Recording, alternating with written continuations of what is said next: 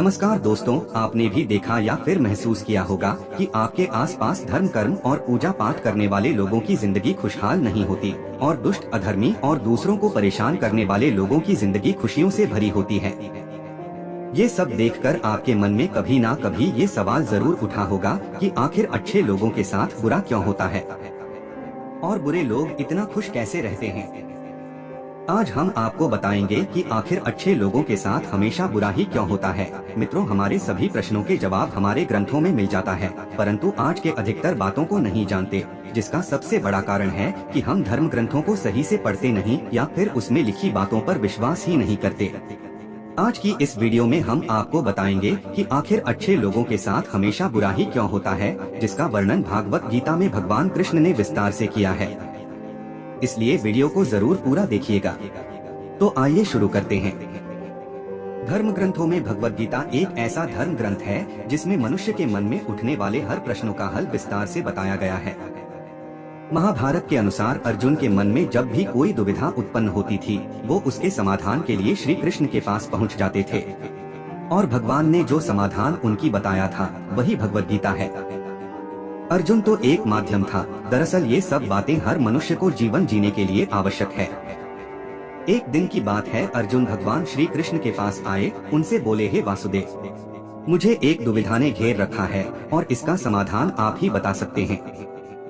तब श्री कृष्ण ने अर्जुन से कहा, हे पार्थ, अपने मन की दुविधा विस्तार से बताओ, तब मैं तुम्हें उसका हल बताऊंगा।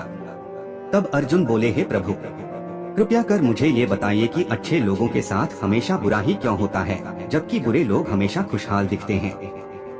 अर्जुन के मुख से ऐसी बातें सुनकर श्री कृष्ण मुस्कुराते हुए बोले, हे पार्थ, मनुष्य जैसा देखता है या फिर महसूस करता है, वास्तव में वैसा कुछ नहीं होता, बल्कि अज्ञानतावश वह सच्चाई को समझ नहीं पाता। श्री कृष्ण की बातें सुनकर अर्जुन हैरान हो गए और बोले, हे नारायण, आप क्या कहना चाहते हैं, मेरी समझ में नहीं आया। तब श्री कृष्ण बोले, अब मैं तुम्हें एक कथा सुनाता हूँ, जिसे जानने के बाद तुम समझ जाओगे कि हर एक प्राणी को उसके कर्म के हिसाब से ही फल मिलता है। अर्थात जो बुरा कर्म करता है उसे बुरा फल मिलता है और जो अच्छा कर्म करता है उसे अच्छा फल मिलता है। क्योंकि अच्छे कर्म और बुरे कर्म तो मनुष्य पर निर्भर करता है। प्रकृति प्रत्येक मनुष्य को अपनी राह चुनने का मौका देती है।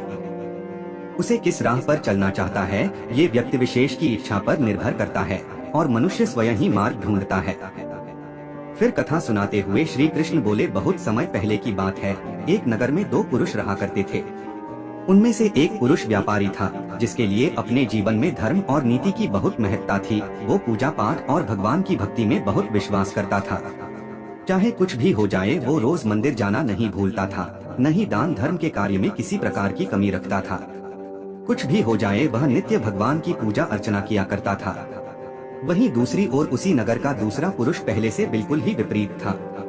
वो प्रतिदिन मंदिर तो जाया करता था, परंतु पूजा पाठ के उद्देश्य से नहीं, बल्कि मंदिर के बाहर से चप्पल और धन चुराने के लिए जाता था। उसे दान धर्म, न्याय, नीति किसी से भी कुछ लेना देना नहीं था। इतना ही नहीं, वह मंदिर जाकर वहाँ की चीजें भी चुरा लिया करता था।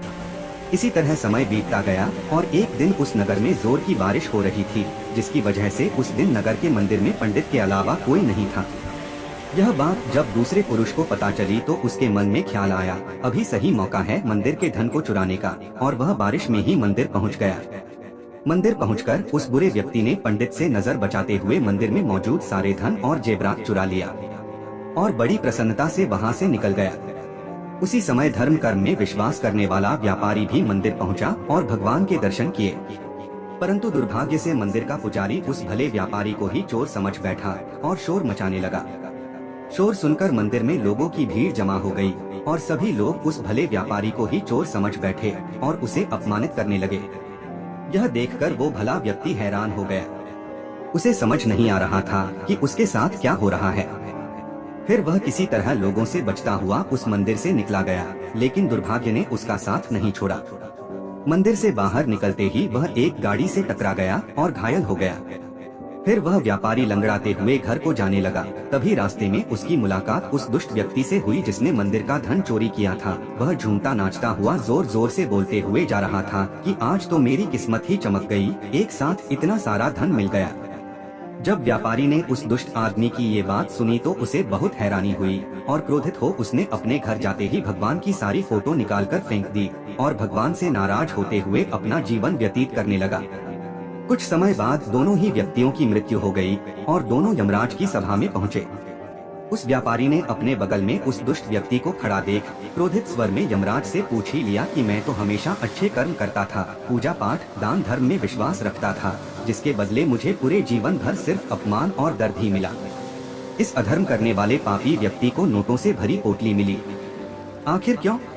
इस पर यमराज ने उस व्यापारी को बताया कि तुम गलत सोच रहे हो। जिस दिन तुम्हें गाड़ी से टक्कर लगी थी, वास्तव में उस दिन तुम्हारे जीवन का आखिरी दिन था, परंतु तुम्हारे किए गए अच्छे कर्मों के कारण ही तुम्हारी मृत्यु एक छोटी सी चोट में परिवर्तित हो गई।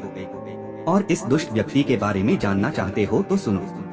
इस दुष्ट के भाग्य में राजयोग था, जो कि इसके दुष्कर्म और अधर्म के कारण एक छोटे से धन की पोटली में परिवर्तित हो गया।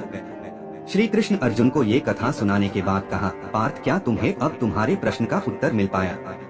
ऐसा सोचना कि भगवान लोगों के अच्छे कर्मों को नजरअंदाज कर रहे हैं, ये बिल्कुल भी सत्य नहीं है। भगवान हमें क्या किस रूप में दे रहा है, ये मनुष्य के समझ में नहीं आता है। लेकिन अगर आप अच्छे कर्म करते हैं तो भगवान की कृपा सदैव आप पर बनी रहती है।